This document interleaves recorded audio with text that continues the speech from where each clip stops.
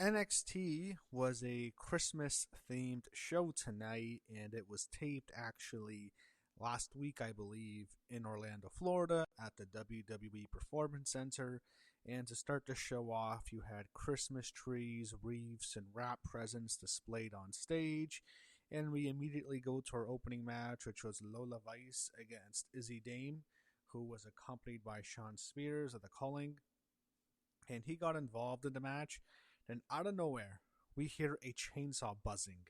And then Tatum Paxley cuts out of the circular structure in the crowd, comes out from under it, and goes after the Culling, mainly Sean Spears, with a freaking chainsaw. She was doing her best Leatherface impression.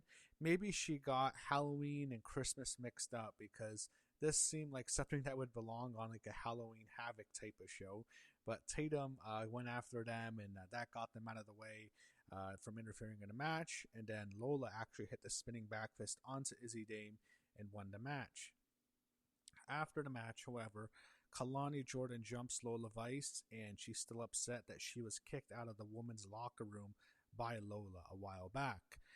Thea Hale was with Jordan Grace in the locker room. She thanks her for standing up for her against Blake last week. Then you had Ethan Page talking to Miles Bourne in the locker room. This was after a commercial break. And then Thea Hale came out next. She addressed the controversy surrounding her title win. She was very emotional here. She says she finally feels like a grown-ass woman. That's her catchphrase. She also thanked Andre Chase of Chase U. And then Blake Monroe interrupted her, and she's wearing her bathrobe, so she's sounding like she's super depressed. And Blake is really good at this. She's like wearing nothing in her like just her evening gown, and she even like takes off her slippers, and she was really good here, selling it like she's devastated. She wants a rematch. Thea agrees to defend it at New Year's Evil. Then a brawl breaks out before they're separated by security. Sometimes a bad thing happening can lead to a good thing. So the bad thing happened last week. It was a botch. I don't believe Blake in any way was going to lose to Thea, but and it was an accident. I think she just got the wood knocked out of her. She couldn't kick out in time. Thea won the bout, and now I think they actually have a good story going in, and they have more interest going into this match than they would have in another match heading into New Year's Evil. So I actually think sometimes a good thing can come out of a bad thing. We got an NXT showcase on Eli Knight and Tavion Heights ahead of their speed match. Sarah Schreiber interviewed Sol Ruka and Zarya backstage. Sol reflects on her year. Zarya says she'll be out there with her. We got Tavion Heights and Eli Knight in a speed match. Tavion got the win. Kelly Kincaid was preparing to interview both Oba Femi and Leon Slater backstage. We come back from break, and Blake is crying backstage. And then Swipe Right tries to give her gifts to cheer her up. Obviously, they have other intentions as they're frat boys. I don't think they know. I don't think anyone really knows Blake, what she's into. I think she really likes Mina Shirakawa of AEW. I know they're very good friends, practically girlfriends. I don't know how, but but I don't know if they're aware of that. I don't know what Blake's Mariah May, Blake Monroe, her real preferences are, but I think they should have been aware of that. Anyway, Kelly Kincaid does a sit-down interview backstage with both Oba Femi and Leon Slater. They shook hands to end the segment. It was kind of like a babyface type of segment to set up New Year's Evil. There's no problem at all I have with the match, because everyone knows Oba Femi is going to retain, but I really don't mind it because they're going to have a great match, and Oba shouldn't be losing to Leon. And since he won the belt back from Ricky, it doesn't make sense for him to lose it again so quickly, so I don't mind this match. We see Javon Evans heading to the ring, and Ava, when we came back from break, my goodness, she is so fucking terrible. She talks with like no personality, with like no enthusiasm. She has zero charisma. I mean, I know there's something called hereditary and it's genetics, but how can she inherit zero of her father's personality? The Rock is like the most charismatic person on earth. She has zero charisma. It's incredible. It's actually astonishing. I've never seen someone with such little personality. It's the personality of a wooden broom. Like nothing. She has zero enthusiasm. It doesn't even look like she cares. It doesn't even look like she really even wants to be there that much. Hopefully she doesn't. Hopefully she leaves because she's awful at her job. Anyway, she just sucks. Yeah, she introduces Javon Evans and Ricky Saints. You know, whenever she's in there, I really don't care that much about the segment because she's there. We got a Javon Evans and Ricky Saints promo. They took some shots at each other. I think Javon mentioned how he was choosing to be on John Cena's last match, while Ricky was not. Ricky made fun of Javon, saying he can barely string together two sentences, which is kind of true. But I think Javon is just he has a personality to him where he's likable. They'll have a match next week. Kendall Gray, who I just have to say was looking great on the show. She was talking to Ren Sinclair in the lounge on a coach backstage. Then Fatal Influence walks in, JC Jane, Lainey Reed, and Fallon Henley.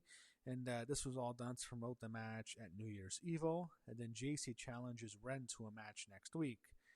Backstage, Stax is with Ariana. He was holding a giant candy cane ahead of their Christmas Chaos match. Skylar Ray and Shiloh Hill were out next. And then we get the Christmas Chaos match. Shiloh Hill and Skylar Ray taking on Stax and Ariana Grace, a mixed tag match as well.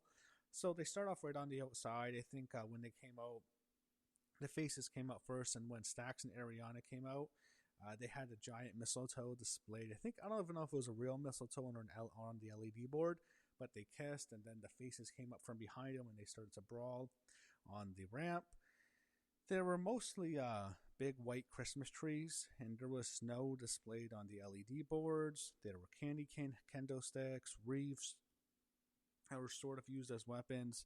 It was mostly a comedy match. There was even a thing where they would have weapons, and then once you'd open up, the weapons would be they'd be wrapped as presents. So when you get a present, it's a weapon.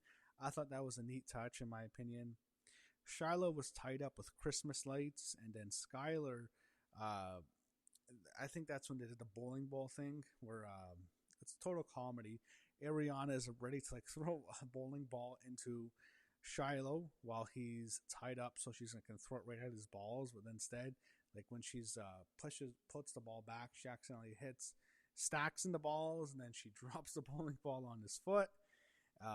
That again, it's comedy. It's fine. It's harmless on a show like this. Really is. So eventually, Skylar threw Ariana onto a Christmas tree with ornaments. She threw her right into it. Kind of looked kind of painful. I don't know if it wasn't a real tree or anything, but it does look like it hurts. Then the faces there were sugar cookies on the announce booth. They threw sugar cookies in the crowd. I think eventually it was Stax who used the tray as a weapon. Shiloh powerbombed Stax through a table, and then Skylar hit a frog splash on Ariana in the ring to win. I liked the match a lot. Comedy match, a fun match for a show like this that's taped. I enjoyed it. Dark State was in Ava's office. I don't care. They say Joe Hendry's name and he appears.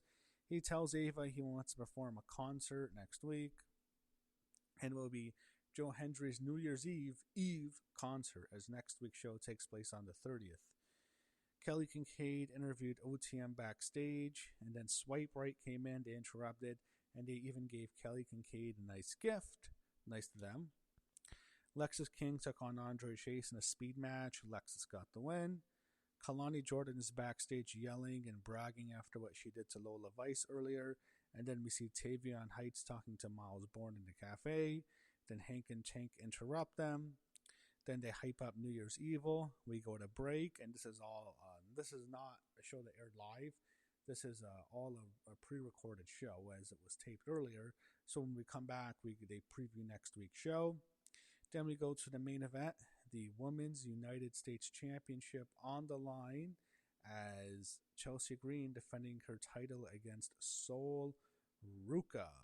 So the match was okay. Sol was dominating early on, which kind of gave away the finish. Ethan Page was interfering, and then Moose ran out to stop Ethan from interfering.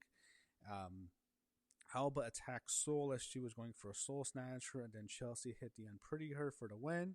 So Chelsea Green retains her title. After the match, Zardia hits a double spear on the faces. Then Sol hits a double Soul Snatcher to end the show. and that was NXT show. They wished everyone a Merry Christmas, a Happy Holidays, and that was how it ended. I thought it was fine, actually, for a pre-recorded show on like the Christmas Eve, sort of. It's the eve of Christmas Eve, the 23rd. It's fine. It's not. There's nothing wrong with that at all. It's not too many people are gonna watch it. I don't think the ratings will be too high during this time of year. So it was a fun show to watch. I thought it was actually kind of easy to get through, and I didn't mind it. And I wish everyone a Merry Christmas.